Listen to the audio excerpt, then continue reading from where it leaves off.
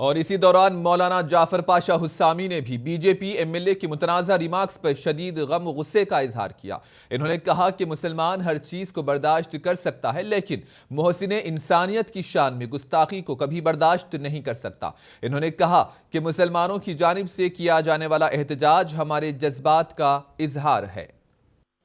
کہ آج ہمارے حیدرآباد کے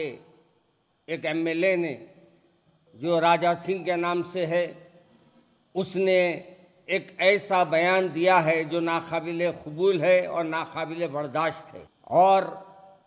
ایسے موقع پر ہماری حکومت کو یہ ضروری ہے کہ حالات کو کنٹرول میں رکھے۔ یاد رکھیے، مسلمان سب کچھ برداشت کر سکتا ہے، لیکن نبی کریم صلی اللہ علیہ وسلم کی شان میں گستاخی وہ کبھی برداشت نہیں کرے گا۔ مگر آپ کی یہ بھی بات بتا دوں، اللہ تبارک و تعالیٰ نے وَمَا أَرْسَلْنَاكَ إِلَّا رَحْمَةً لِلْعَالَمِينَ فرمایا، گویا یہ بتایا نہیں کہ مسلمین کے لیے میرے آقا رحمت بن کے آئے ہیں، بلکہ تمام کے لیے میرے آقا رحمت بن کے آئے ہیں۔ آج یہ نہیں جانتے ہیں کہ میرے رسول ان کے لیے بھی رحمت ہے۔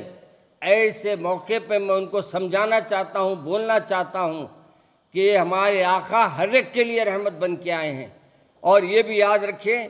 کہ ہمارے کو جو بھی کام ہم کر رہے ہیں، جو بھی احتجاج کر رہے ہیں، ہم یہ کوشش کریں کہ ہمارے غیر مسلم بھائیوں کو اس سے تکلیف نہ پہنچے۔